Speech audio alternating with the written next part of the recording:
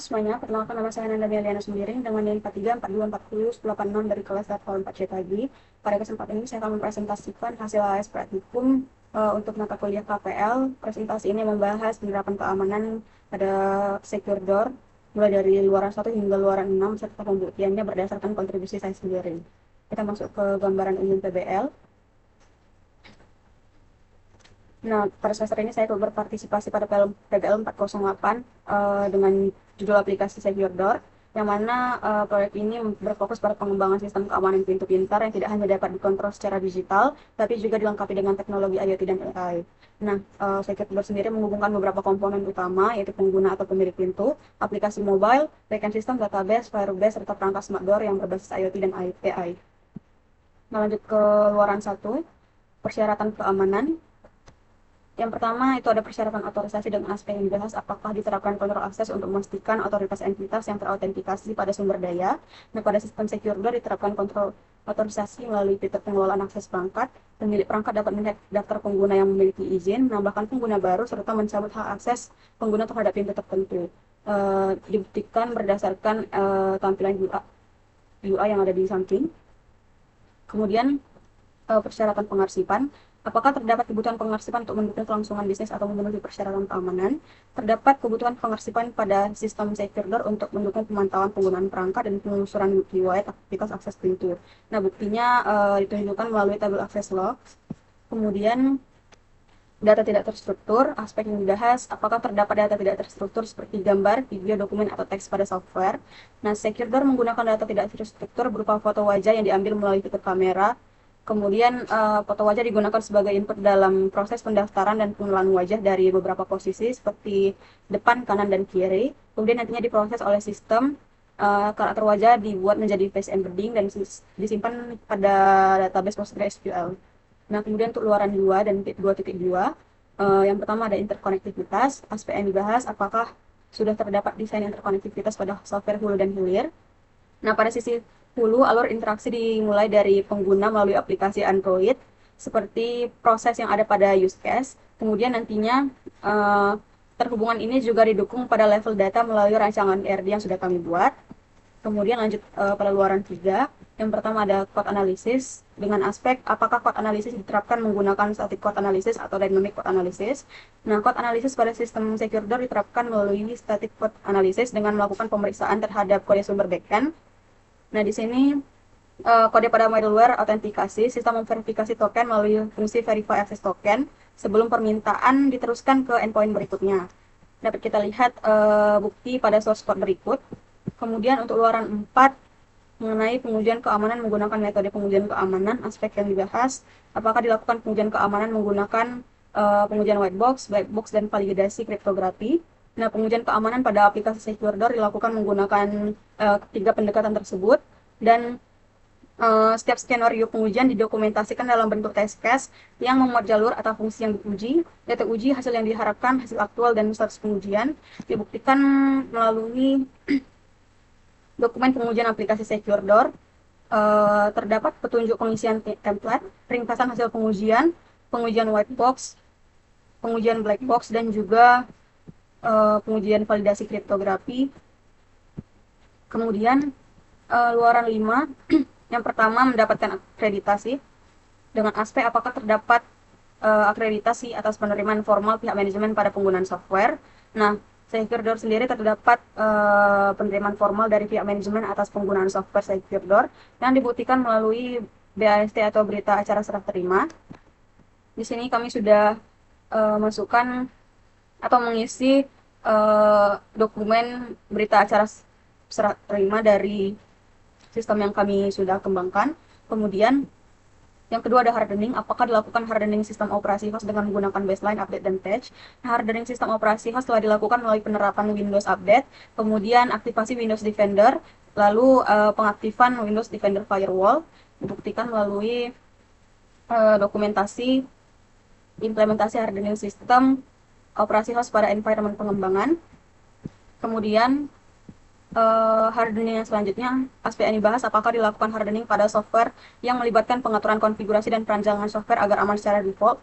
Nah, berdasarkan hasil analisis repositori proyek, hardening software sebagian dilakukan dan diterapkan sebagai prinsip secure by default. Di sini dapat kita lihat dokumen analisis hardening secure door. Di sini terdapat tabel analisisnya dengan isi data nomor, area atau fitur, bukti implementasi, dan juga keterangan. Lalu untuk luaran 6, manajemen patch dan kerentanan, aspek yang dibahas apakah terdapat prosedur yang mengatur tentang manajemen patch dan kerentanan. Nah, tentu saja terdapat prosedur manajemen patch dan kerentanan pada secure door. Kemudian prosedurnya mengatur pemeriksaan kerentanan pada kode sumber, library, dependensi, konfigurasi API, dan komponen sistem. Nah, untuk pencadangan dan pemulihan serta pengarsipan, apakah terdapat prosedur yang mengatur tentang pencadangan, pemulihan, dan pengarsipan? Pada SecureDOR juga terdapat prosedur pencadangan, pemulihan, dan pengarsipan, yang mana keduanya dapat dibuktikan melalui dokumen SOP yang telah dirancang. Di sini dapat kita lihat prosedur manajemen patch dan kerentanan, dan juga prosedur pencadangan, pemulihan, dan pengarsipan untuk sistem SecureDOR. Kemudian yang terakhir ada kebijakan akhir masa pakai, end of life. Aspek yang dibahas, apakah terdapat kebijakan yang mengatur tentang end of life dari software.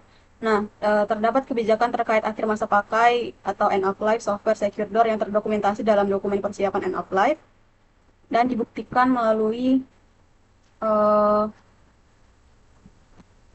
dokumen pengerjaan tugas bab 2 yang membahas persiapan end of life. Nah, jadi sekian presentasi AAS praktikum dari saya. Bila ada kesalahan kata dan pengucapan, mohon dimaafkan. Terima kasih. Assalamualaikum warahmatullahi wabarakatuh. Perkenalkan, nama saya Naftana Syarif dengan NIM 434201004 dari kelas RPM 4 Cipagi. Baiklah, pada kesempatan kali ini saya akan mempresentasikan hasil luaran yang menjadi kontribusi saya dalam proyek Project Based Learning pada mata kuliah praktikum keamanan perangkat lunak. Sebelum masuk ke pembahasan luaran, saya akan menjelaskan secara singkat mengenai topik proyek yang dikembangkan oleh tim kami. Tim kami mengembangkan proyek yang berjudul pengembangan Smart Door Security System berbasis IoT dengan deteksi anomali perilaku untuk mitigasi modus pencurian atau perampokan rumah di Indonesia, atau yang kami beri nama SecurDoor. SecurDoor merupakan sistem keamanan pintu pintar yang mengintegrasikan teknologi Internet of Things (IoT) dan Artificial Intelligence (AI). Sistem ini terdiri dari aplikasi Android, backend server, database PostgreSQL, perangkat ESP32, dan Raspberry Pi, serta modul AI seperti face recognition, object detection, dan anomaly classification. Melalui aplikasi Android, pengguna dapat melakukan login menggunakan Google Sign-in, mengontrol pintu dari jarak jauh, memantau kondisi sekitar pintu melalui live kamera, menerima notifikasi, serta melihat riwayat akses dan melihat analitik penggunaan pintu. Dengan integrasi tersebut, Sekurda diharapkan mampu memberikan sistem keamanan yang lebih aman, modern, dan dapat diandalkan. Selanjutnya, saya akan memaparkan hasil luaran beserta bukti implementasinya. Luaran 1, Security Requirement. Pada luaran 1, kami menyusun berbagai persyaratan keamanan yang harus dipenuhi oleh Security, yaitu integritas sistem, integritas data, manajemen error, dan exception, persyaratan internasional, data lifecycle management, serta penilaian risiko. Sebagai bukti implementasi integrasi sistem, saya menampilkan malware Ensure Door Owner yang memvalidasi apakah pengguna merupakan pemilik dari door ID yang diakses. Selain itu, endpoint input IPA door setting juga dilindungi oleh malware authentication token, validate door setting, dan Ensure Door Owner sebelum request diteruskan ke controller. Hal ini menunjukkan bahwa hanya pengguna yang memiliki hak akses yang dapat mengubah pengaturan pintu. Untuk integritas data, saya menampilkan double door status pada database Postgre yang memiliki kolom hash file serta trigger. Mekanisme ini digunakan untuk menghasilkan dan memverifikasikan nilai hash sehingga perubahan data yang tidak sah dapat dideteksi. Pada manajemen error dan exception, backend hanya mengirimkan pesan internal server error ketika aplikasi berjalan pada metode production. Sedangkan aplikasi Android menggunakan fungsi parse error message agar pengguna hanya menerima pesan yang aman tanpa mengetahui informasi teknis sistem. Sedangkan untuk persyaratan internasional dan penilaian risiko, buktinya berupa dokumen hasil manajemen risiko yang memuat analisis standar keamanan serta identifikasi risiko keamanan sistem.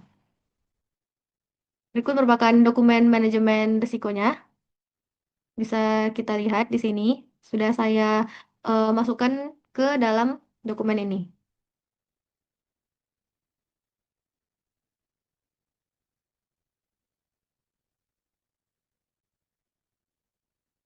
Untuk data lifecycle management, saya menampilkan struktur database yang memiliki kolom create add dan upload add, serta tabel user face embedding yang menyimpan data biometrik menggunakan tipe data bytes, sehingga keamanan data tetap terjaga. Selanjutnya, luaran 2, security design.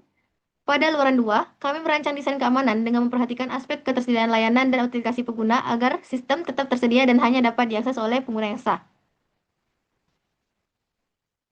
Sebagai buktinya, saya menampilkan dashboard application database yang menunjukkan bahwa primer database berada pada region Singapura, episode hash 1. Hal ini menunjukkan bahwa sistem telah menerapkan aplikasi database untuk menjaga ketersediaan layanan. Selanjutnya, saya menampilkan halaman Google Sign In beserta halaman pemilihan akun Google. Bukti ini menunjukkan bahwa Securedor telah menerapkan aplikasi menggunakan Google Auth 2.0, sehingga proses login menjadi lebih aman tanpa menyimpan password menggunakan di dalam aplikasi. Lalu selanjutnya, luaran 3, Secure Development. Pada luaran 3, kami menerapkan prinsip keamanan selama proses pengembangan perangkat lunak dengan mengidentifikasi potensi kerentanan serta mengamankan lingkungan pengembangan. Bukti implementasinya, sebagai buktinya saya melampirkan dokumen hasil manajemen risiko yang sudah saya tampilkan sebelumnya, yang berisi data analisis terhadap kerentanan seperti SQL injection, employer authentication, sensitive data exposure, dan broken asset control beserta langkah mitigasi yang diterapkan. Selain itu, untuk pengamanan akses fisik, perangkat pengembangan seperti laptop dan Raspberry Pi hanya dapat digunakan oleh anggota tim yang berwenang, menggunakan akun pengguna dan password, serta digunakan pada lingkungan kerja yang terkontrol. Lalu selanjutnya, luaran 4, yaitu security testing. Pada luaran 4, kami melakukan pengujian terhadap seluruh model untuk memastikan setiap fitur keamanan berjalan sesuai dengan yang direncanakan. Sebagai buktinya, saya menampilkan hasil pengujian endpoint face recognition dan object detection anomaly classification, kamera, dan health check. Hasil pengujian menunjukkan bahwa setiap endpoint memberikan respon sesuai fungsi seperti status keberhasilan, confidence score, maupun hasil klasifikasi. Ini merupakan bukti dari yang sudah saya sampaikan.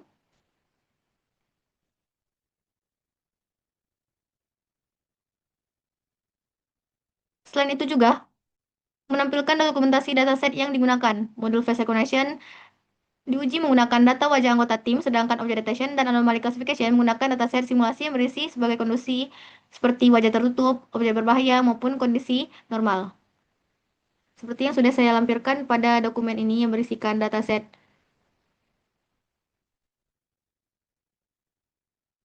dataset tim ataupun dataset yang didapatkan.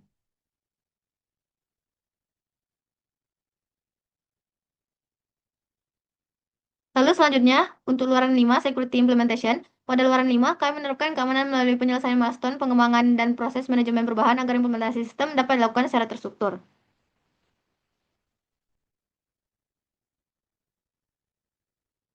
Sebagai buktinya, saya menampilkan dokumentasi pencapaian setiap milestone. Milestone 1 berhasil mengimplementasikan fitur Google Sign In beserta koneksi Wi-Fi dan Bluetooth. Milestone 2 mencakup fitur live camera dan reward access, sedangkan milestone ketiga berhasil mengimplementasikan face recognition dan anomaly detection. Selain itu juga, di sini saya menampilkan dokumen SOP manajemen perubahan beserta reward commit GitHub sebagai bukti bahwa setiap perubahan pada sistem telah terdokumentasi dan dapat ditelusuri. Berikut merupakan buktinya, merupakan kriteria penyelesaian berdasarkan milestone yang sudah saya jelaskan tadi. Lalu di sini juga terdapat dokumen SOP untuk mengatur segala perubahan ataupun segala sesuatu yang membutuhkan SOP yang jelas.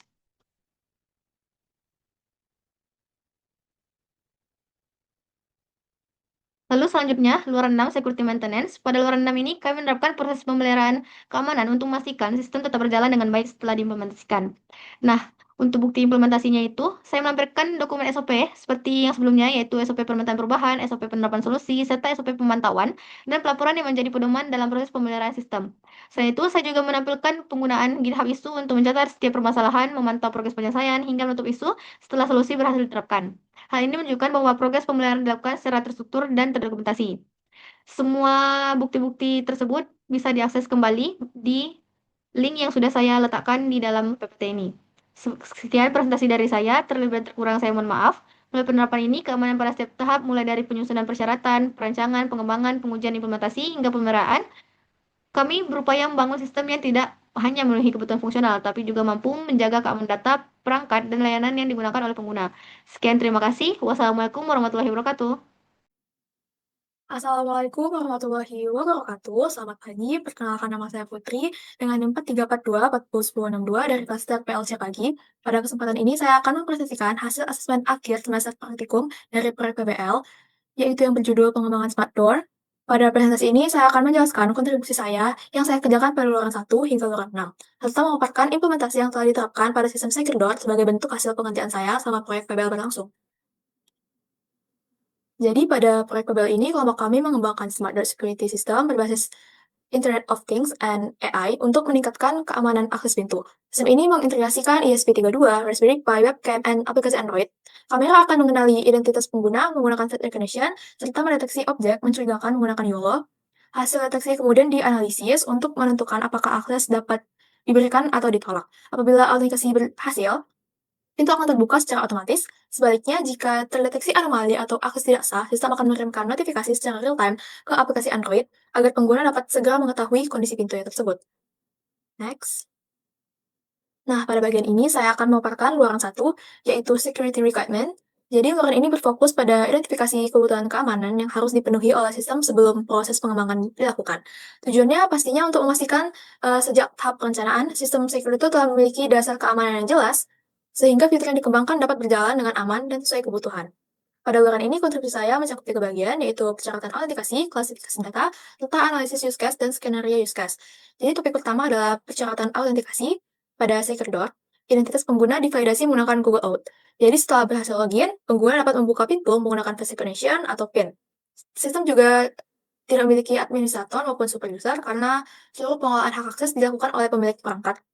Nah, bukti implementasinya dapat dilihat pada gambar pertama, yaitu tampilan login menggunakan akun Google sebagai mekanisme autentikasi pengguna. Selanjutnya, pada klasifikasi data, SecureDoor menggunakan database PostgreSQL untuk menyimpan data pengguna, perangkat, proyek akses, serta data penting lainnya, sehingga pengelolaan data menjadi lebih terstruktur. Jadi, bukti implementasinya dapat dilihat pada gambar ini, yang menampilkan struktur tabel pada database system. Kemudian, pada analisis use case, sistem telah dilengkapi dengan diagram use case yang menggambarkan interaksi pengguna dengan sistem, mulai dari proses login, kontrol pintu, hingga menentukan notifikasi secara real-time. Bukti implementasinya dapat dilihat pada gambar ini, yaitu ada diagram use case yang digunakan sebagai acuan dalam menganalisis alur kerja dan kebutuhan fungsional sistem. Selanjutnya, saya akan menjelaskan luaran 2, yaitu Security Design. Jadi, tujuan dari luaran ini adalah memastikan sistem security itu sudah memiliki desain keamanan yang baik sebelum diimplementasikan. Kontribusi saya pada bagian ini adalah menyusun desain otorisasi dan desain audit trail. Pada desain otorisasi, sistem mengatur hak akses pengguna menggunakan beberapa mekanisme seperti ACL, Access Control Matrix, Capability melalui JWT, serta PostgreSQL Privilege agar setiap pengguna hanya dapat mengakses fitur sesuai izin yang dimiliki. Bukti implementasinya dapat dilihat pada gambar ini, yaitu rancangan database yang menunjukkan hubungan antar tabel sebagai dasar pengelolaan hak akses dalam sistem. Selanjutnya, pada desain audit trail, sistem mencatat seluruh aktivitas pengguna maupun aktivitas database sehingga setiap kejadian dapat ditelusuri kembali apabila diperlukan. Nah, bukti implementasinya dapat dilihat pada gambar ini, yaitu ada tabel access log yang digunakan untuk menyimpan riwayat aktivitas pengguna sebagai bagian dari audit trail. Dengan ada desain ini, keamanan sistem menjadi lebih terkontrol, transparan, dan mudah dipantau. Selanjutnya, saya akan menjelaskan luaran 3, yaitu Security Development. Jadi, pada bagian ini saya berkontribusi pada dua hal, yaitu penerapan Secure Coding dan penggunaan Access Control List atau ACL. Tujuannya adalah mengurangi celah keamanan pada aplikasi, serta memastikan hanya pengguna yang memiliki hak akses yang dapat menggunakan sistem. Topik pertama adalah penerapan Secure Coding.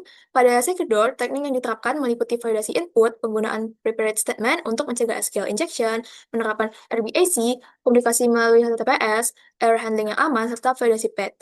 Nah, bukti implementasinya dapat dilihat pada gambar di sebelah kanan. Terlihat proses validasi parameter menggunakan promise query dan penggunaan ORM, sehingga input dari pengguna tidak diproses langsung sebagai perintah SQL dan dapat mengurangi risiko SQL injection. Selanjutnya, sistem juga menerapkan Access Control List atau ACL untuk mengatur hak akses pengguna. Jadi sebelum pintu dapat dibuka, sistem akan memeriksa terlebih dahulu nih, apakah pengguna yang memiliki izin terhadap perangkat tersebut. Hal ini dapat dilihat pada gambar berikut, yaitu code backend yang melakukan pengecekan hash access dan table door user sebagai daftar pengguna yang memiliki akses. Jika pengguna tidak memiliki hak akses, sistem akan langsung menolak permintaan dengan status 403 access denied. Dengan mekanisme ini, hanya pengguna yang berwenang yang dapat mengakses Smart Door. Next. Selanjutnya, saya akan menjelaskan luaran 4, yaitu security testing. Jadi, pada bagian ini, saya berkontribusi melakukan pengujian keamanan sistem setelah proses pengembangan selesai. Tujuannya adalah memastikan aplikasi tetap aman saat dijalankan dan mampu menghadapi berbagai percobaan serangan. Pengujian yang saya lakukan berupa Dynamic Code Analysis, yaitu pengujian aplikasi secara langsung ketika sistem sedang berjalan. Pengujian ini meliputi autentikasi JWT, validasi input, SQL injection, serta red limiting untuk memastikan backend dapat menangani berbagai skenario serangan. Bukti implementasinya dapat dilihat pada gambar. Terlihat beberapa hasil pengujian seperti backend yang berhasil menolak akses tanpa token, menolak token JWT yang tidak valid, maupun yang sudah kadaluarsa, mencegah serangan SQL injection, serta membatasi request berlebihan menggunakan mekanisme rate limiting. Dari hasil tersebut dapat simpulkan bahwa fitur keamanan pada Secure telah berjalan dengan baik. Selanjutnya, saya akan menjelaskan luaran 5, yaitu Security Development. Jadi, pada luaran ini saya berkontribusi pada proses development sistem agar aplikasi dapat dijalankan dengan konfigurasi yang benar, aman, dan siap digunakan di lingkungan operasional. Bagian pertama yang saya kerjakan adalah konfigurasi lingkungan. Jadi pada SecureDOL, lingkungan development and production dipisahkan menggunakan file .env, sehingga konfigurasi penting itu seperti database, JWT, MQTT, Redis, and AI service adalah langsung di dalam source code-nya. Jadi sebelum sistem dijalankan juga dilakukan checklist pra instalasi untuk memastikan seluruh kebutuhan sudah siap. Nah, bukti implementasinya dapat dilihat pada gambar berikut ini. Nah, di sebelah sini terlihat pemisahan konfigurasi development and production menggunakan file .env dan Docker Compose. Sedangkan di sebelah sana terdapat checklist pra instalasi yang digunakan untuk memverifikasi Node.js, PostgreSQL, Redis, MQTT Broker, Firebase, Docker, serta konfigurasi lainnya sebelum sistem dijalankan. Next. Selanjutnya adalah manajemen release software. Jadi Secure itu menggunakan Docker and Docker Compose sehingga proses development-nya menjadi lebih konsisten. Konfigurasi penting tetap dipisahkan melalui file .env. Sedangkan proses build backend menggunakan multi-stage Docker file yang dijalankan sebagai non-root user agar lebih aman. Bukti implementasinya dapat dilihat pada gambar kedua. Terlihat konfigurasi Docker Compose yang mengelola seluruh service serta Docker file menunjukkan proses build aplikasi sebelum dirilis ke lingkungan operasional. Next. Nah, bagian terakhir adalah bootstrap and startup yang aman. Saat aplikasi dijalankan, sistem akan melakukan pengecekan otomatis terhadap koneksi database, MQTT broker, and Redis. Selain itu, tersedia juga endpoint health check untuk memastikan server dan database dapat dalam kondisi yang normal. Nah, hal tersebut dilihat pada gambar berikut ini. Terlihat log proses startup yang menunjukkan seluruh layanan berhasil terhubung, kemudian terdapat implementasi endpoint API hold, beserta hasil pengujian yang menunjukkan server dan database berjalan dengan baik. Jadi dengan mekanisme ini, kondisi sistem dapat dipastikan siap sebelum digunakan. Next, selanjutnya saya akan menjelaskan luaran 6, yaitu Security Maintenance, yang membahas tentang manajemen insiden cyber pada sistem SecureDOR. Tujuan dari luaran ini adalah agar setiap kejadian yang terjadi pada sistem dapat dikenali, ditangani, dan dicatat dengan baik sehingga keamanan sistem tetap terjaga.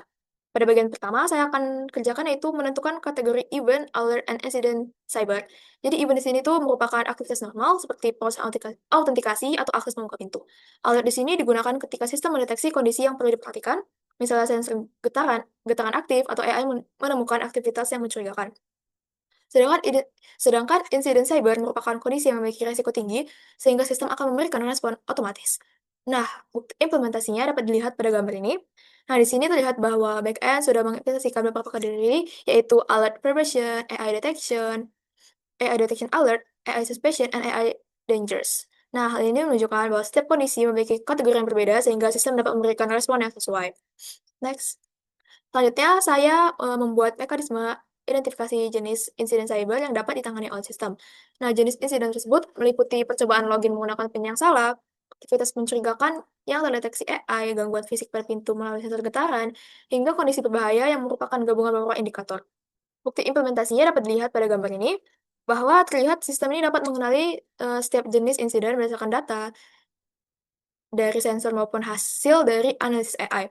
Ketika kondisi berbahaya terdeteksi, sistem akan mengaktifkan auto log dan mengirimkan notifikasi darurat kepada pengguna. Next. Bagian terakhir adalah yaitu proses tangkap insiden cyber. Jadi setelah insiden terdeteksi, sistem akan secara otomatis mengirimkan notifikasi, melakukan klasifikasi anomali, mengunci pintu jika diperlukan, kemudian mencatat seluruh aktivitas ke dalam access log dan AI inference logs sebagai audit trail. Nah, hal tersebut dapat dilihat pada gambar ini.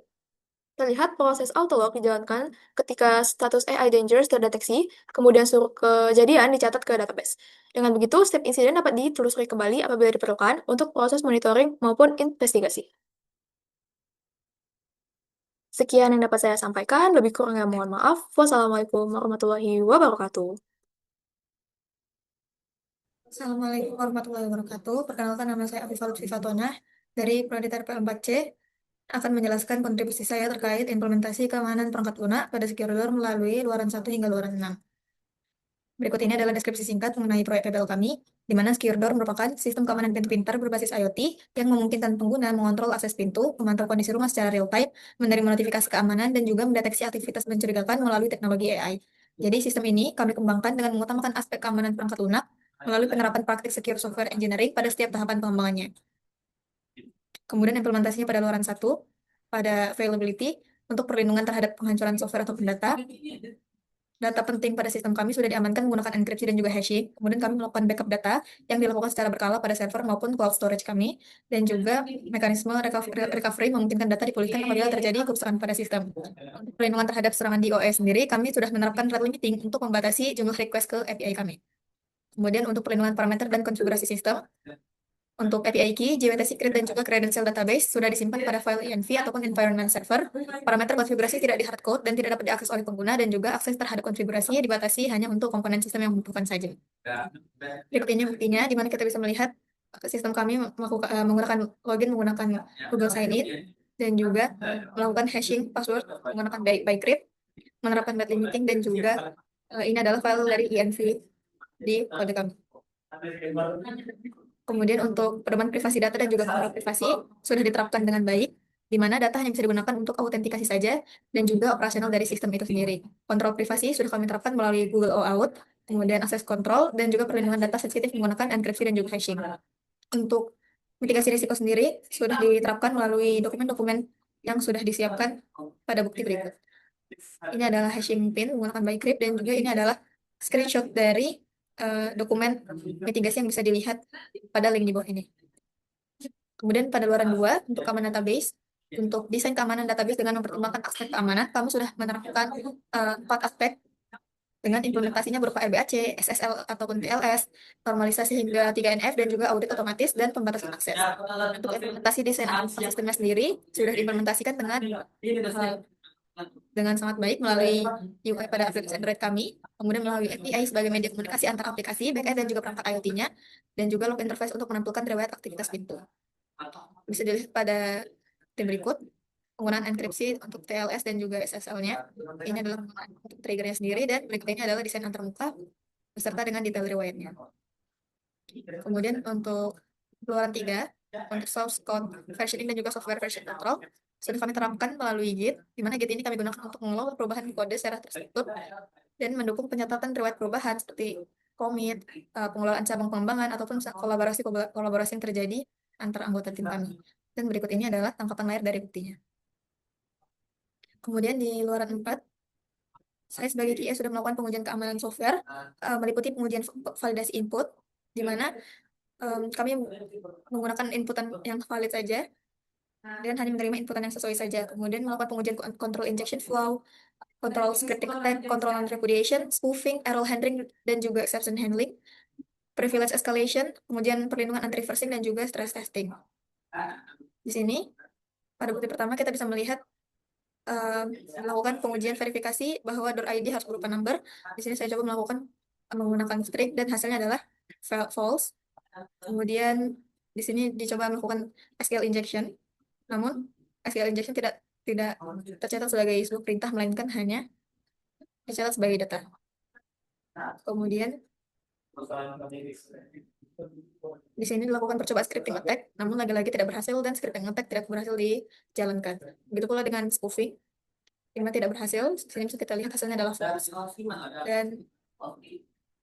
Dan di sini bisa kita lihat pengujian dilakukan saat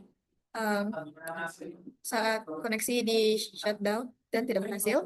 Dan juga untuk non-repudiation, bisa kita lihat bahwa terdapat riwayat akses yang membuat pengguna tidak bisa membantah apa yang ia lakukan. Kemudian untuk keluaran 5 sendiri, untuk verifikasi dan juga validasi, kami melakukan pengujian deteksi kesalahan, di mana sistem mampu mendeteksi dan menangani berbagai kondisi kesalahan, seperti misalnya kredensial yang tidak valid, autentikasi yang gagal, gangguan koneksi, serta inputan yang tidak sesuai. Kemudian juga kami melakukan acceptance testing, di mana seluruh kebutuhan fungsional kami telah terpenuhi, meliputi proses loginnya, autentikasinya, kontrol aksesnya, penyimpanan riwayat akses, serta fungsi dari antarmuka sistem, dan juga kami memastikan bahwa sistem dapat mengenali wajah yang terdaftar dengan baik. Kami juga melakukan pengujian oleh pihak independen, di mana pihak yang tidak terlibat diperintahkan untuk melakukan pengujian untuk memperoleh evaluasi objektif terhadap fungsi, keamanan, dan juga kemudahan penggunaan sistem. Berikut ini adalah buktinya. di mana pada pengujian pertama kami melakukan pengujian menggunakan email yang tidak terdaftar, namun hasilnya tidak bisa berhasil. Bisa kita lihat di sini false. Kemudian kami juga melakukan pengujian menggunakan koneksi yang terputus, lagi-lagi tidak bisa dilakukan. Dan untuk bukti kedua, yaitu di sini kita bisa lihat bahwa riwayat akses sudah tercatat dengan baik dan juga gambar dari pengenalan wajah bisa terdeteksi dengan baik.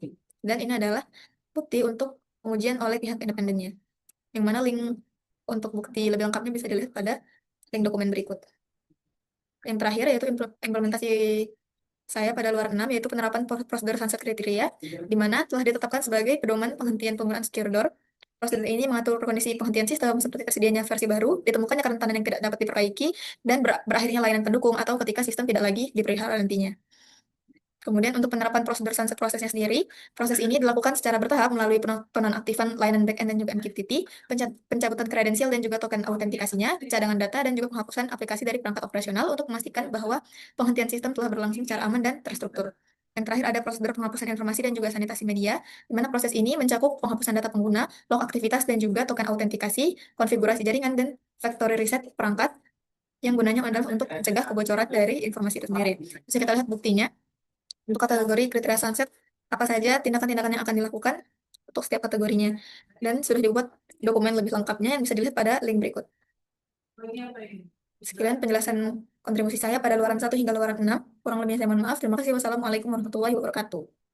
Assalamualaikum warahmatullahi wabarakatuh. Perkenalkan, nama saya Abstama Ramadhani dengan NIM 4342401 dari kelas TRPL 4C pagi. Nah, pada video ini saya akan mempresentasikan hasil luaran yang menjadi kontribusi saya dalam project based learning pada mata kuliah praktikum keamanan perangkat lunak.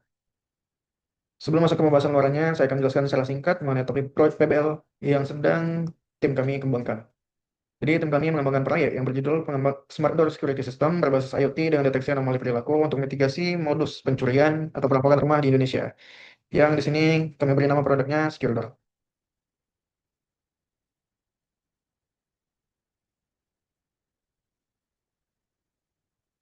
Pada luaran 1, poin kontribusi saya berada pada persyaratan kerahasiaan. Apakah diterapkan kerahasiaan pada siklus hidup informasi, pada data transit, data yang dikirim antar perangkat seperti kamera, microcontroller, atau aplikasi. Pengguna harus dijaga kerahasiaannya saat proses transmisi. Hal ini penting karena sistem mengirimkan data sensitif seperti hasil pengenalan wajah, video live stream kamera, serta perintah membuka atau menutup pintu. Nah, oleh karena itu di sini komunikasi data, kami menggunakan protokol yang aman seperti HTTPS. Berikut buktinya, implementasi melalui HTTPS dan enkripsi TLS 1.3 pada domain produksi https://api.securedoor.site. Ini menjamin bahwa seluruh transmisi data antar mikrokontroler dan aplikasi pengguna terjaga kerahasiaannya berdasarkan bukti Handshake TLS dan penggunaan algoritma AES pada bukti screenshot di atas. Untuk data in process, data yang sedang diproses oleh sistem juga dijaga kerahasiaannya seperti ketika sistem melakukan proses face recognition untuk mencocokkan wajah pengguna dengan yang tercatat di database atau saat memproses input PIN dari keypad. Nah, data tersebut hanya diproses dalam sistem dan tidak ditampilkan secara langsung pada pengguna yang tidak memiliki hak akses. Bukti pada tanggapan layar di atas adalah bukti function atau metode saat proses pencocokan wajah berjalan. Data embedding yang sensitif tidak dikirim balik ke pengguna, yang dikembalikan hanya hasil akhirnya berupa JSON saja. Sementara vektor embedding 512 dimensinya yang diproses dalam memory server tidak pernah muncul di respons API tersebut. Selanjutnya data trace, data yang disimpan dalam sistem seperti database baik di cloud ataupun terdapat di perangkat klien seperti wajah pengguna, kode PIN, atau akses pintu, serta rekaman deteksi anomali harus disimpan dengan aman. Nah, penyimpanan data dapat dilakukan dengan menggunakan inskripsi atau hashing, terutama untuk kode PIN pengguna dan phrase embedding pengguna. Dan cara ini apabila perangkat diakses secara fisik oleh pihak yang tidak berwenang, data sensitif tersebut tidak dapat dibaca secara langsung.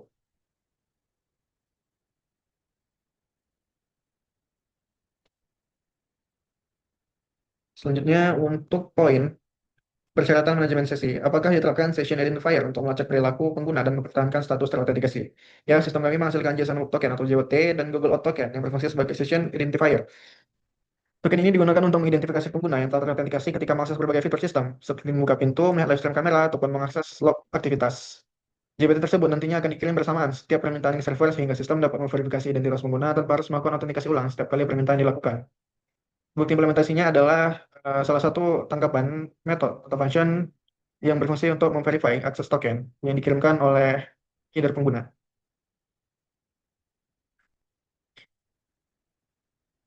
Selanjutnya, persyaratan urutan dan waktu. Apakah terdapat perlindungan terhadap kondisi race condition atau serangan time of check atau time of use? Sistem kami menerapkan mekanisme untuk mengurangi risiko kondisi tersebut. Pada sistem kami, setiap perubahan status pintu seperti lock atau unlock hanya dapat dilakukan ketika proses autentikasi berhasil dilakukan, baik melalui face recognition ataupun PIN yang valid. Proses verifikasi tersebut dilakukan terlebih dahulu sebelum sistem kemudian mengirimkan perintah atau action ke perangkat pintu pintar. Selanjutnya, pemilikan peran data. Apakah pemilik data sudah terdefinisi dan apakah pemilik data sudah menjalankan perannya dalam mengelola data? Pemilik data utama adalah pengguna yang memiliki atau menggunakan perangkat smart pintu pintar. Karena data seperti identitas pengguna, data wajah, serta akses pintu berkaitan langsung dengan aktivitas mereka dalam menggunakan sistem tersebut. Dan pengguna menjalankan perannya dalam mengelola data yang berkaitan dengan dirinya. Sebagai contoh, pengguna dapat mendaftarkan data wajahnya sendiri untuk proses autentikasi, mengelola akses terhadap perangkat smart pintu pintar, serta memantau riwayat akses pintu melalui aplikasi mobile. Selanjutnya, memilih kontrol mitigasi. Apakah sudah dianalisis kontrol keamanan untuk memitigasi serangan pada software? Kontrol keamanan telah dianalisis untuk memitigasi serangan terhadap sistem pintu pintar seperti penggunaan autentikasi Google Auth, verifikasi identitas menggunakan face recognition, dan PIN, penggunaan JWT untuk manajemen sesi, dan lain-lain sebagainya. Nah, dokumen hasil manajemen risiko tersebut dapat diakses pada kolom bukti berikut. Selanjutnya, pada luaran buah.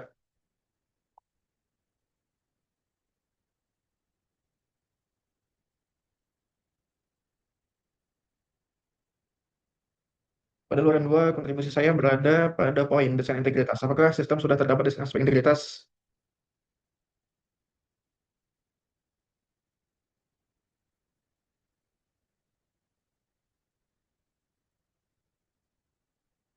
Ya, sistem kami telah menerapkan desain aspek integritas data pada data sensitif seperti data yang terdapat pada tabel berstatus berikut, menggunakan beberapa mekanisme utama, yaitu untuk hashing, implementasi fungsi compute door HMAC dengan script key untuk memvalidasi setiap baris data.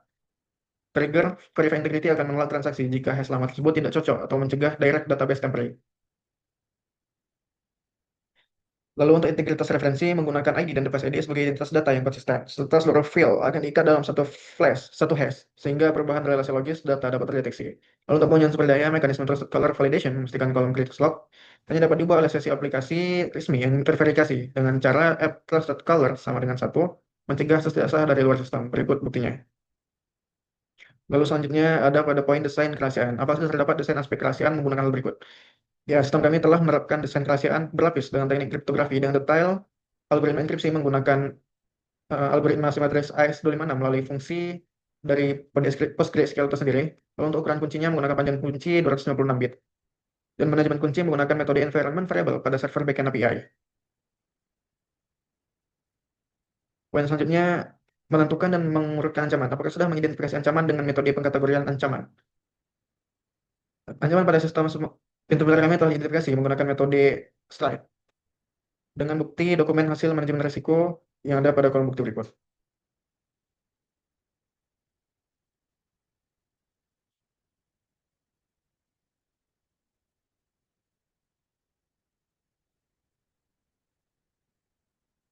Selanjutnya untuk keluaran ketiga, kontribusi saya berada pada poin pengujian oleh pengembang, developer testing. Apakah pengembang sudah melakukan pengujian menggunakan tool atau teknik pengujian yang sistematis yang meliputi pengujian unit, integrasi, regresi, dan software?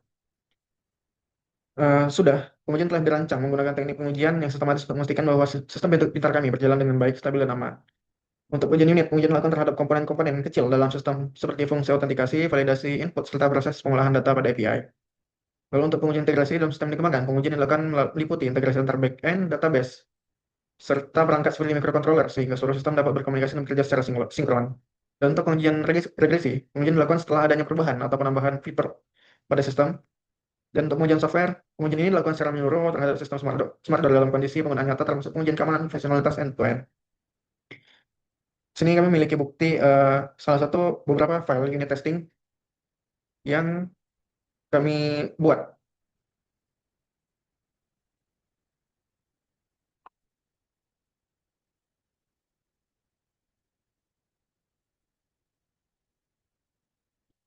Untuk luaran 4, poin kontribusi saya berada pada melakukan pengujian dengan transaksi sintesis. Apakah dilakukan solusi atau tool layanan pada manajemen data pengujian?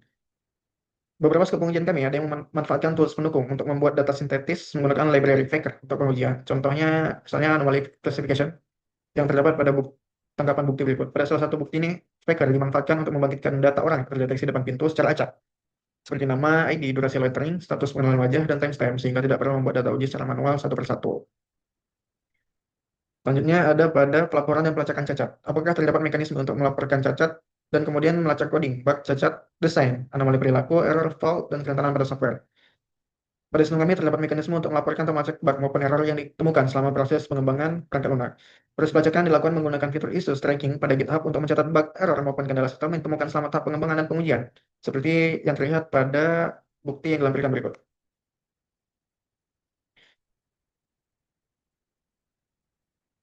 Untuk luaran 5 sendiri, poin kontribusi saya berada pada poin dokumentasi software. Apakah terdapat dokumentasi software yang memadai yang meliputi perencanaan, penginstalan, pengaturan konfigurasi, dan penggunaan? Dokumentasi software telah disusun secara memadai dan mencakup seluruh aspek yang diperlukan dalam pengembangan serta operasional sistem. Untuk perencanaan, penginstalan, pengaturan konfigurasi, dan penggunaan sendiri sudah kami buatkan manual book yang buktinya bisa diakses pada link berikut. Lalu pada poin review, apakah sudah dilakukan pengujian untuk memastikan persyaratan sudah dipenuhi dan menentukan penyimpangan yang diharapkan dalam melakukan pengujian deteksi kesalahan dan pengujian penerimaan? Review sudah dilakukan pada setiap tahap pengembangan proyek untuk memastikan sistem berfungsi sesuai yang diharapkan dan memenuhi spesifikasi yang telah ditetapkan. Review internal dilakukan melalui diskusi langsung bersama anggota tim dan manajer proyek untuk mengevaluasi hasil pengembangan yang telah diselesaikan. Selain itu, review formal juga dilakukan melalui presentasi kepada dosen mata kuliah sebelum pelaksanaan ujian, di mana seluruh hasil pengembangan ditinjau berdasarkan target dan capaian pembelajaran mata kuliah yang telah ditetapkan. Seperti yang terlihat pada bukti yang dilampirkan berikut. Selanjutnya, yang terakhir pada luaran 6. Poin kontribusi saya terdapat pada pemberitaan insiden cyber, analisis akar penyebab, dan penentuan solusi. Nah, karena belum terdapat bukti pelaporan terkait insiden cyber pada produk PBL, karena produk PBL hanya dikembangkan hingga tahap development dan pengujian internal atau simulasi saja. Selanjutnya untuk root cause analysis, akan dilakukan analisis akar penyebab untuk mengetahui penyebab utama masalah menggunakan metode seperti 5 whys atau fishbone diagram. Lalu untuk penentuan solusi, karena belum terdapat dokumentasi resmi mengenai penentuan solusi akibat insiden karena belum pernah terjadi insiden keamanan selama proses pengembangan. Namun, setiap temuan bug atau kesalahan pada tahap pengujian internal diselesaikan melalui diskusi tim. Sekian dari saya. Wassalamualaikum warahmatullahi wabarakatuh. Oke semua, perkenalkan aku Tommy Selingga dengan NIM 43424111034 dari cluster P4 Cipagi ingin menjelaskan kontribusi saya pada proyek pengembangan IoT yang kami kembangkan di aplikasi SecureDoor dengan judul tim PBL 408. Oke, yang pertama itu pada kontribusi saya itu adalah ringkasnya. Yang pertama itu saya melakukan persyaratan keamanan, yang dimana itu saya melakukan akuntabilitas, yang kedua itu anti-privacy, yang ketiga adalah klasifikasi CAI, yang ketiga adalah model serangan. Lalu pada desain keamanan yang nomor 2 itu saya membuat bus pemrograman dan desain tipe data. Lalu ada pengembangan keamanan, yang pertama itu ada code review sama code sign in. Lalu yang keempat ada pengujian keamanan, yaitu pengujian dengan data dummy atau data statis. Lalu ada yang kelima adalah penerapan keamanan atau persetujuan rilis dan kebijakan risiko. Lalu yang keenam pemeliharaan keamanan, yang dimana itu mencakup kontrol operasional, lalu monitoring dan audit. Next. Oke, yang pada kontribusi saya pada luaran pertama dan luaran kedua itu pada luaran yang pertama, yaitu persyaratan keamanan, saya melakukan persyaratan akuntabilitas yang dimana saya mengaudit trail seluruh aktivitas akses pintu berhasil atau gagal. Lalu persyaratan anti pirasi atau saya menggunakan autentikasi Google OAuth, lalu ditambah dengan registrasi dan validasi perangkat. Lalu pembelan data sesuai prinsip CII atau Conditionally Integrity Availability. Lalu ada model serangan, yang dimana saya melakukan identifikasi ancaman seperti akses yang tidak sah, manipulasi status, lalu brute force pin, dan sumber ancaman. Lalu pada lorong kedua, pada desain keamanan, saya menentukan basis pemrograman per komponen seperti C atau C++ pada IoT, lalu Node.js pada backend, lalu Kotlin pada mobilenya, atau yang kita lihat itu front-end. Lalu jenis desain dan format data, tipe data primitif, user defined type atau enum, lalu checks constraint. Lalu yang ketiga ada penanganan ketidakcocokan tipe data melalui explicit testing dan expansion handling. Oke, lalu kontribusi saya pada luaran 3 dan luaran 4 itu pengembangan pengujian keamanan. Pada luaran 3 atau pengembangan keamanan, saya melakukan yang pertama code review, yang dimana saya meninjau kode secara sistematis dan manual oleh sesama pengembang atau sesama tim PBL kami. Lalu saya juga memastikan kode sesuai dengan standar dan sisi fungsionalitas, lalu struktur dan keamanan. Lalu yang ketiga ada code sign in yang sudah diterapkan pada aplikasi mobile. Lalu pada perangkat IoT atau ESP32 masih perlu dilakukan lengkap secure board dan firmware sign in. Lalu pada luaran keempat, pengujian keamanan. Pengujian keamanan menggunakan data dummy atau sintetis tidak terhubung data pengguna asli. Contoh data dummy yang pertama itu akun simulasi, lalu log akses palsu, lalu status pintu percobaan, lalu digunakan untuk uji login, akses IoT server, notifikasi, dan performa backend. Lalu yang terakhir menjaga keamanan dan privasi asli selama proses pengujian. Oke, pada penerapan yang kontribusi pada luaran yang kelima dan keenam atau penerapan dan pemeliharaan, pada luaran yang kelima atau penerapan keamanan, saya melakukan persetujuan liris dilakukan melalui koordinasi tim dengan modul lolos pengujian. Lalu saya juga melakukan persetujuan bersifat informal atau diskusi tim melalui dokumen resmi, lalu direncanakan untuk tahap produksi. Lalu yang ketiga, kebijakan risiko, yang dimana pendekatan pragmatis melalui risiko kritis seperti OAuth, JWT, HTTPS diprioritaskan sebelum merilis. Lalu yang keenam, pemeliharaan keamanan, yang dimana saya menerapkan 5 kontrol operasional, yang pertama detektif, yang kedua preventif, yang ketiga pencegahan, yang keempat korektif, dan yang kelima kompensasi. Lalu yang ketiga, pemantauan dokumen analytics screen, yang dimana itu mencakup total screen, akses ditolak, dan trend. Lalu yang ketiga yaitu audit pemantauan melalui history log access dan inferensi AI berdasarkan perangkat dan rentang waktu. Mungkin sampai situ saja untuk kontribusi saya. Kurang lebihnya saya minta maaf. Akhir kata saya akhiri. Sekian dan terima kasih.